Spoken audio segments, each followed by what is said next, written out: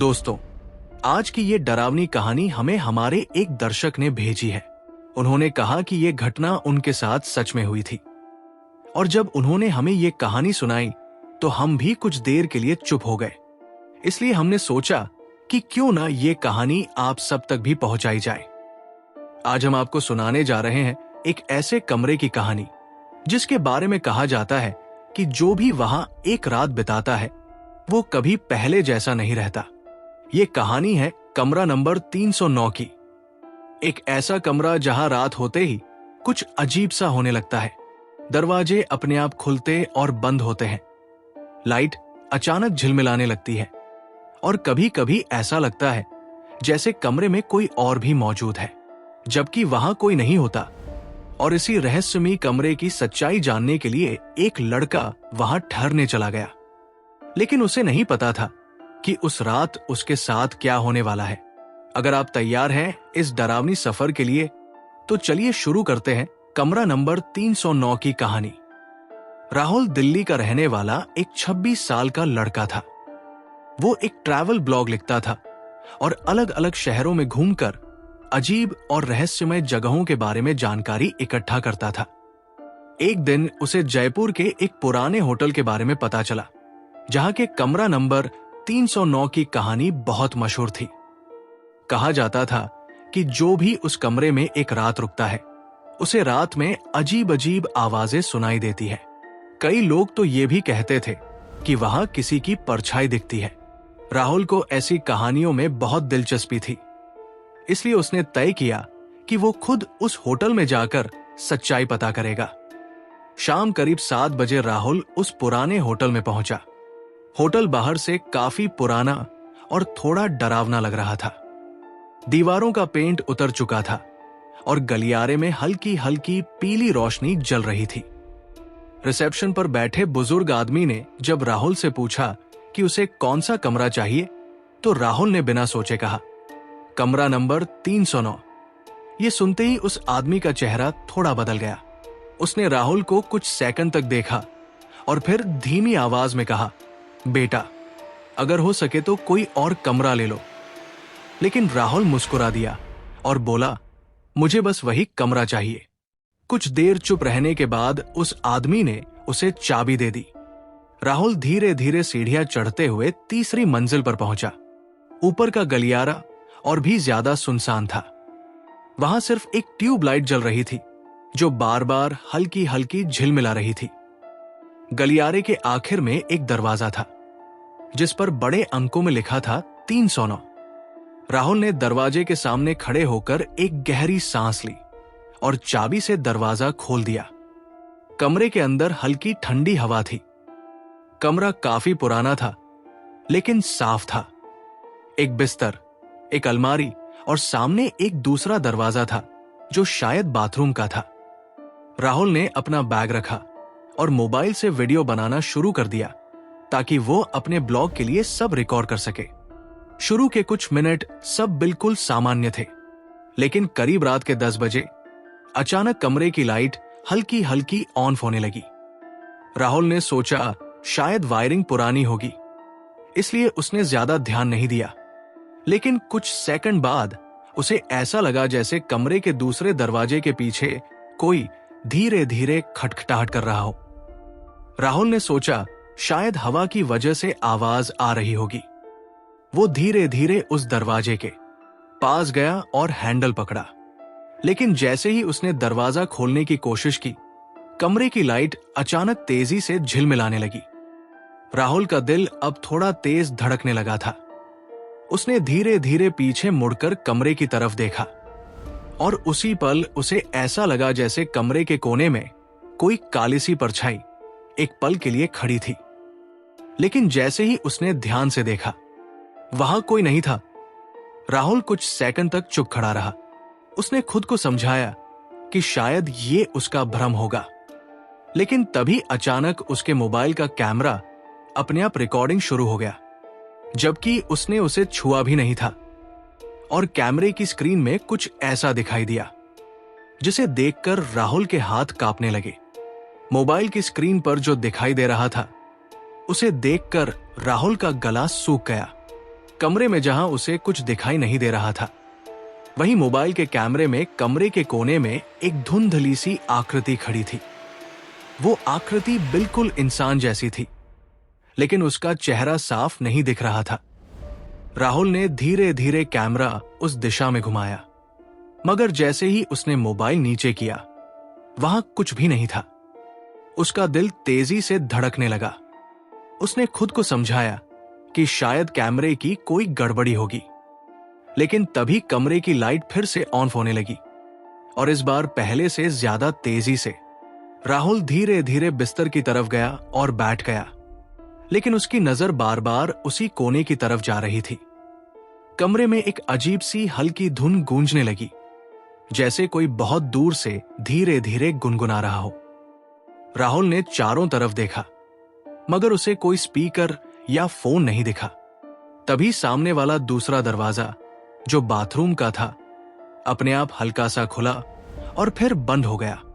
राहुल की सांसें तेज हो गई। उसने हिम्मत करके उस दरवाजे की तरफ कदम बढ़ाए। हर कदम के साथ फर्श की चरमराहट पूरे कमरे में गूंज रही थी। जैसे ही राहुल दरवाजे के पास पहुंचा, उसे अंदर से किसी के धीरे धीरे हंसने की आवाज सुनाई दी। वो आवाज बहुत हल्की थी, लेकिन इतनी डरावनी कि राहुल की रीढ़ में सिहरन दौड़ गई। उसने धीरे से दरवाजे का हैंडल पकड़ा और झटके से दरवाजा खोल दिया। अंदर बाथरूम बिल्कुल खाली था, न कोई इंसान, न कोई परछाई, लेकिन बाथरूम की दीवार पर लगे शीशे पर धुंध जमी हुई थी और उस धुंध में जैसे किसी ने उंगली से कुछ लिखा हुआ था। राहुल धीरे धीरे आगे बढ़ा और ध्यान से देखने लगा। धुंध पर जो शब्द लिखे थे, उन्हें देखकर उसकी आंखें फैल गई। वहां लिखा था, ये कमरा छोड़ दो। राहुल का दिल अब बहुत तेजी से धड़क रहा था। उसने तुरंत पीछे मुड़कर कमरे की तरफ देखा और उसी पल कमरे की लाइट पूरी तरह बंद हो गई। पूरा कमरा अंधेरे में डूब गया। कुछ सेकंड तक बिल्कुल सन्नाटा रहा।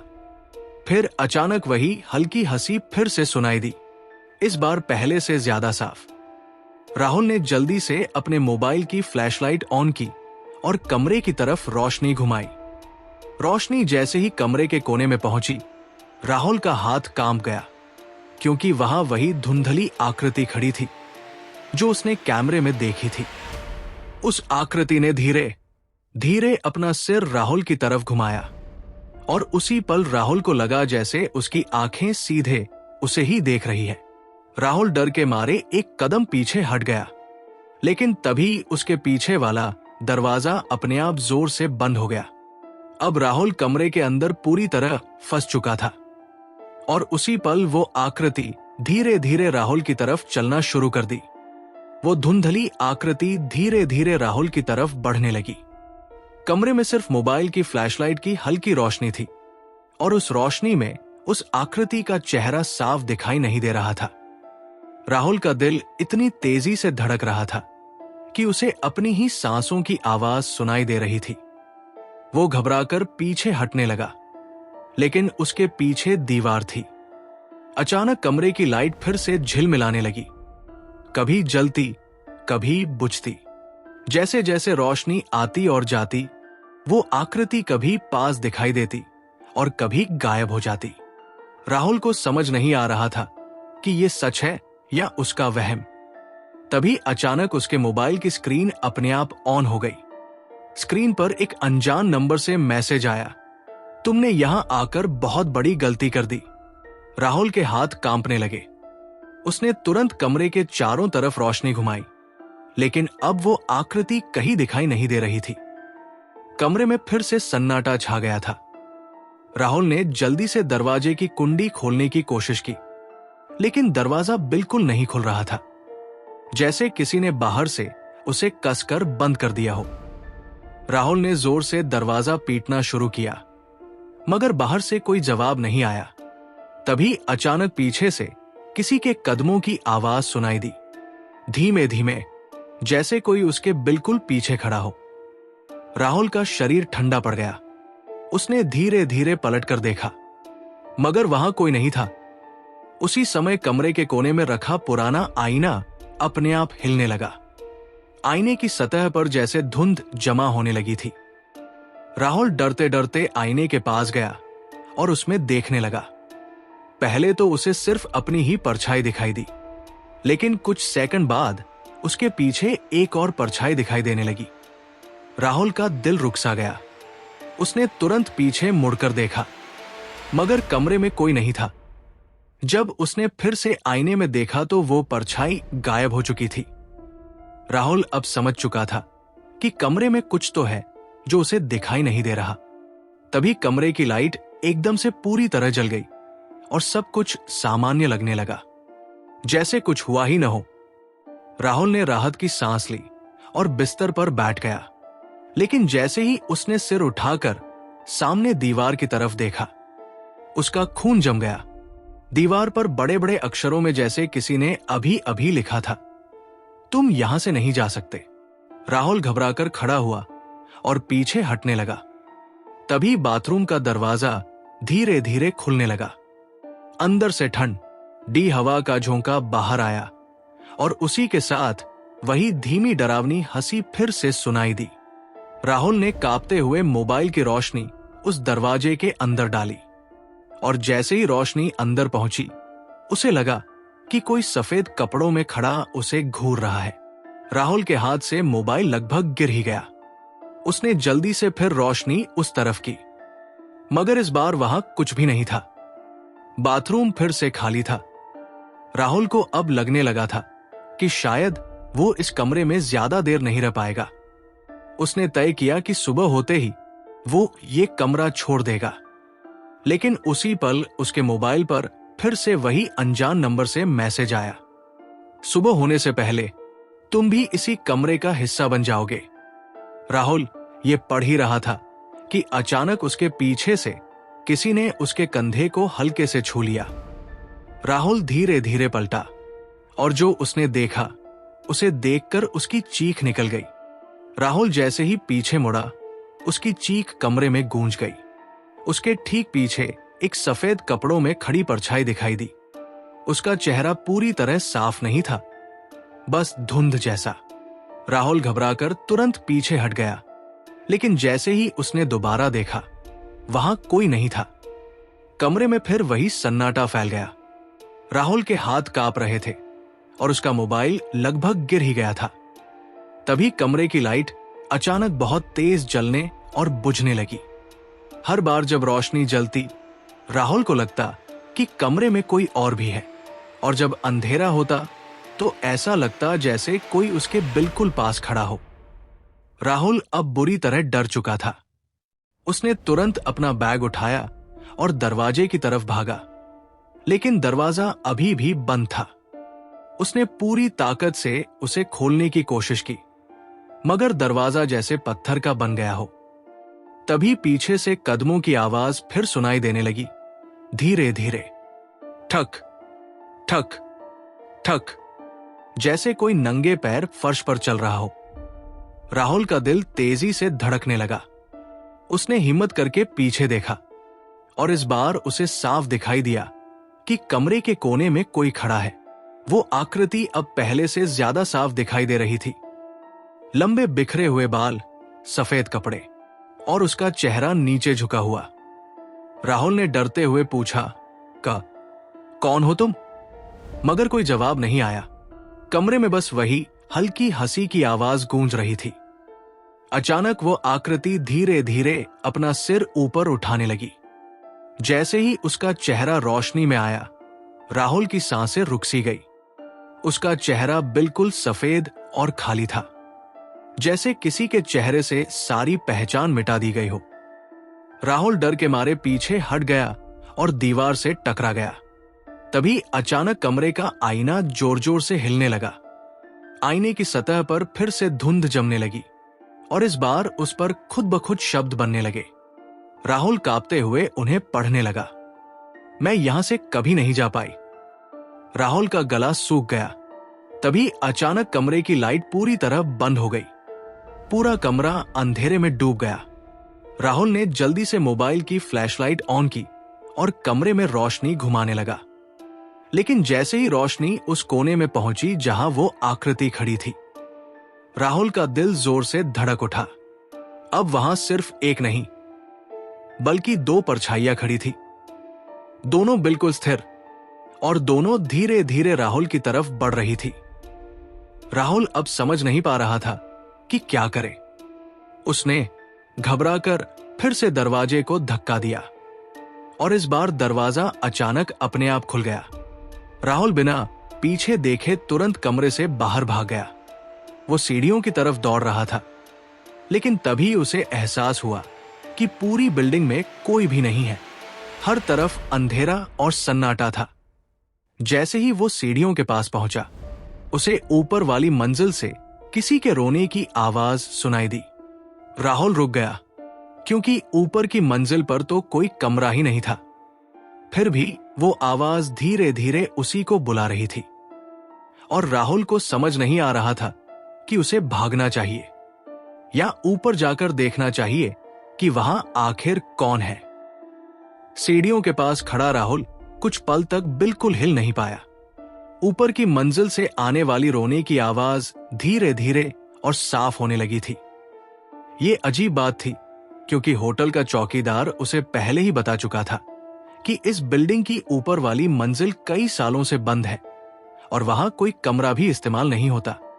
राहुल का मन कह रहा था कि उसे तुरंत बिल्डिंग से बाहर भाग जाना चाहिए, लेकिन उस आवाज में कुछ ऐसा था जो उसे अपनी तरफ खींच रहा था।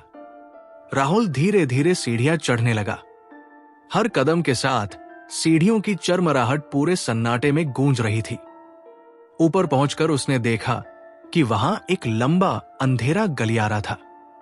दीवारों पर लगी लाइटें टूटी हुई थी और हवा में अजीब सी ठंडक थी। गलियारे के आखिर में एक पुराना दरवाजा आधा खुला हुआ था और वहीं से रोने की आवाज आ रही थी। राहुल का दिल जोर से धड़कने लगा, लेकिन वो धीरे धीरे उस दरवाजे की तरफ बढ़ने लगा। जैसे ही वो दरवाजे के पास पहुंचा, आवाज अचानक बंद हो गई। पूरा गलियारा फिर से खामोश हो गया। राहुल ने हिम्मत करके दरवाजे को हल्का सा धक्का दिया। दरवाजा चर्रर की आवाज के साथ खुल गया। अंदर का कमरा बहुत पुराना और धूल से भरा हुआ था। फर्श पर पुराने फर्नीचर पड़े थे और दीवारों पर गहरे दाग थे, जैसे कई सालों से यहां किसी ने कदम ही नहीं रखा। राहुल ने मोबाइल की फ्लैशलाइट कमरे में घुमाई और तभी उसकी नजर कमरे के कोने में रखी एक पुरानी कुर्सी पर पड़ी। कुर्सी अपने आप धीरे धीरे हिल रही थी, जैसे अभी अभी कोई उस पर बैठा हो और उठकर गया हो। राहुल का गला सूख गया। उसने चारों तरफ देखा, मगर कमरे में कोई नहीं था। तभी अचानक कमरे का दरवाजा अपने आप जोर से बंद हो गया। राहुल घबराकर पीछे मुड़ा और दरवाजे की तरफ भागा, लेकिन वो खुल ही नहीं रहा था। उसी पल कमरे के कोने से हल्की सी हंसी की आवाज आई। राहुल ने कांपते हुए उस दिशा में रोशनी डाली और इस बार जो उसने देखा उससे उसका खून जम गया। कमरे के कोने में वही सफेद कपड़ों वाली परछाई खड़ी थी, लेकिन इस बार उसका चेहरा साफ दिखाई दे रहा था। उसका चेहरा बहुत फीका और डरावना था। आंखें बिल्कुल खाली और होठों पर एक अजीब सी मुस्कान। वो धीरे धीरे राहुल की तरफ बढ़ने लगी। राहुल पीछे हटता गया, लेकिन अचानक उसका पैर किसी चीज से टकराया और वो फर्श पर गिर गया। मोबाइल की रोशनी फर्श पर पड़ी एक पुरानी फोटो पर जा पड़ी। राहुल ने डरते डरते वो फोटो उठाई और जैसे ही उसने उसे देखा, उसकी आंखें फैल गई। फोटो में एक लड़की खड़ी थी, सफेद कपड़ों में, और उसके पीछे लिखा था रूम नंबर 309। राहुल के हाथ कांपने लगे। तभी उसके मोबाइल पर फिर से वही अनजान नंबर से मैसेज आया। अब तुम्हें सच पता चलने वाला है। राहुल ने घबराकर ऊपर देखा और उस परछाई को अब बिल्कुल अपने सामने खड़ा पाया। वो धीरे धीरे झुककर राहुल के कान के पास आई और बहुत धीमी आवाज में बोली, तुम भी अब इस कमरे से कभी बाहर नहीं जा पाओगे। राहुल की सांसें रुकने लगी और उसी पल कमरे की लाइट अचानक तेज चमक के साथ जल उठी और जब रोशनी फैली तो राहुल को एहसास हुआ कि वो अब अकेला नहीं है। उस कमरे में उसके अलावा और भी लोग खड़े थे, लेकिन वे सब इंसान नहीं थे। तेज रोशनी फैलते ही राहुल की आंखें कुछ पल के लिए बंद हो गई। जब उसने धीरे धीरे अपनी आंखें खोली तो उसके शरीर में सिहरन दौड़ गई। कमरे में उसके चारों तरफ कई धुंधली परछाइयां खड़ी थी, कुछ दीवार के पास, कुछ खिड़की के पास और कुछ बिल्कुल उसके पीछे। उनके चेहरे साफ नहीं दिख रहे थे, लेकिन ऐसा लग रहा था जैसे वे सब उसे ही देख रहे हों। राहुल का गला सूख गया और उसकी सांसें तेज हो गई। वो धीरे धीरे पीछे हटने लगा, लेकिन तभी उसे महसूस हुआ कि उसके पीछे भी कोई खड़ा है। राहुल ने डरते डरते पीछे मुड़कर देखा और वही सफेद कपड़ों वाली लड़की उसके बिल्कुल पास खड़ी थी। अब उसका चेहरा पहले से ज्यादा साफ दिखाई दे रहा था। उसकी आंखें पूरी तरह काली थी और उसके होठों पर एक अजीब सी मुस्कान थी। राहुल डर के मारे कुछ बोल ही नहीं पा रहा था। तभी वो लड़की धीरे धीरे बोली, तुम जानना चाहते थे ना इस कमरे का सच? राहुल के शरीर से जैसे सारी ताकत खत्म हो गई थी। वो बस डर से उसे देखता रहा। तभी अचानक कमरे की दीवारों पर जैसे पुरानी तस्वीरें और परछाइयां उभरने लगी। राहुल को ऐसा लगा जैसे वो किसी पुराने समय की घटना देख रहा हो। उसे दिखाई दिया कि कई साल पहले इसी कमरे में एक लड़की रहती थी, वही लड़की जो अभी उसके सामने खड़ी थी। वो यहां अकेली रहती थी और होटल में काम करती थी, लेकिन एक रात इस कमरे में उसके साथ कुछ बहुत भयानक हुआ था। किसी ने उसे इस कमरे में बंद कर दिया था और वो पूरी रात मदद के लिए चिल्लाती रही, मगर कोई नहीं आया। धीरे धीरे उसकी आवाज बंद हो गई और उसी रात उसकी मौत हो गई। उसके बाद से कहा जाता है कि उसकी आत्मा इसी कमरे में फंस गई। जो भी इस कमरे में रात बिताता है वो उस आत्मा को दिखाई देने लगता है और फिर वो कभी इस कमरे से पूरी तरह बाहर नहीं जा पाता। राहुल ये सब देखकर कांपने लगा। उसने डरते हुए कहा, मां, मुझे जाने दो, मैंने कुछ नहीं किया। लेकिन वो लड़की धीरे धीरे मुस्कुराने लगी। तभी कमरे में खड़ी बाकी परछाइयां भी धीरे धीरे उसकी तरफ बढ़ने लगी। राहुल को अब समझ आ गया था कि ये सब शायद वही लोग थे जो पहले कभी इस कमरे में ठहरे थे और फिर कभी वापस नहीं जा पाए। राहुल अचानक खड़ा हुआ और पूरी ताकत से दरवाजे की तरफ भागा। उसने जोर से दरवाजा खोला और इस बार दरवाजा सच में खुल गया। राहुल बिना पीछे देखे सीढ़ियों से नीचे भागने लगा, लेकिन जैसे ही वो नीचे पहुंचा उसका दिल एकदम रुक सा गया, क्योंकि नीचे रिसेप्शन पर खड़ा चौकीदार उसे देखकर हैरान नहीं हुआ, बल्कि धीरे धीरे मुस्कुराने लगा। और फिर उसने बहुत शांत आवाज में कहा, तुम भी ऊपर वाले कमरे में रुक गए थे ना? कमरा नंबर 309 में? राहुल के शरीर में सिहरन दौड़ गई, क्योंकि उसने चौकीदार को कभी ये नहीं बताया था कि वो किस कमरे में ठहरा है। और उसी पल राहुल को एहसास हुआ कि शायद इस होटल में कुछ भी सामान्य नहीं है। चौकीदार के मुंह से कमरा नंबर 309 सुनते ही राहुल के पैरों तले जमीन खिसक गई। उसने तो उसे कभी नहीं बताया था कि वो किस कमरे में ठहरा है। राहुल कुछ पल तक चौकीदार को घूरता रहा। रिसेप्शन की हल्की पीली लाइट में चौकीदार का चेहरा अजीब सा लग रहा था, जैसे वो सब कुछ पहले से जानता हो। राहुल ने घबराकर पूछा, आपको कैसे पता कि मैं 309 में रुका हूं? चौकीदार धीरे धीरे मुस्कुराया और बोला, क्योंकि जो भी उस कमरे में जाता है वो आखिर में यही नीचे वापस आता है। राहुल का दिल तेजी से धड़कने लगा। उसने तुरंत होटल से बाहर जाने का फैसला किया। वो तेजी से दरवाजे की तरफ बढ़ा और बाहर निकल गया। बाहर रात गहरी हो चुकी थी और सड़क लगभग खाली थी।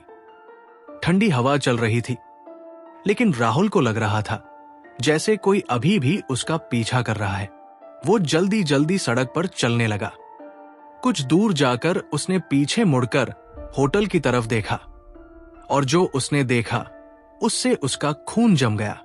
होटल की तीसरी मंजिल पर कमरा नंबर 309 की खिड़की में वही सफेद कपड़ों वाली लड़की खड़ी थी।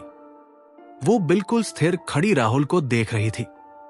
उसकी आंखें अंधेरे में भी चमक रही थी और उसके होंठों पर वही डरावनी मुस्कान थी। राहुल घबराकर तुरंत आगे बढ़ गया और जल्दी से एक ऑटो पकड़कर वहां से दूर निकल गया। उस रात राहुल अपने दोस्त के घर चला गया। उसने पूरी रात जागकर गुजारी। हर बार जब वो आंखें बंद करता, उसे वही कमरा, वही परछाइयां और वही लड़की दिखाई देती। सुबह होने के बाद राहुल ने फैसला किया कि वो उस होटल के बारे में सब कुछ पता करेगा। अगले दिन वो वापस उस इलाके में गया, लेकिन वहां पहुंचकर वो हैरान रह गया, क्योंकि जहां कल रात वो होटल था, वहां अब कोई होटल ही नहीं था। वहां सिर्फ एक पुरानी खाली बिल्डिंग खड़ी थी, जिसके दरवाजे पर जंग लगा ताला था। पास खड़े एक दुकानदार ने राहुल को बताया कि ये बिल्डिंग कई सालों से बंद है। राहुल के शरीर में सिहरन दौड़ गई। उसने घबराकर पूछा, क्या यहां पहले कोई होटल था?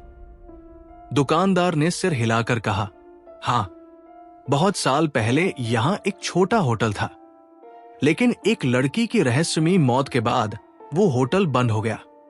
कहते हैं कि उसकी आत्मा अभी भी कमरा नंबर 309 में भटकती है। राहुल ये सुनकर पूरी तरह सन्न रह गया, क्योंकि उसने जो कुछ कल रात देखा था वो सब सच था।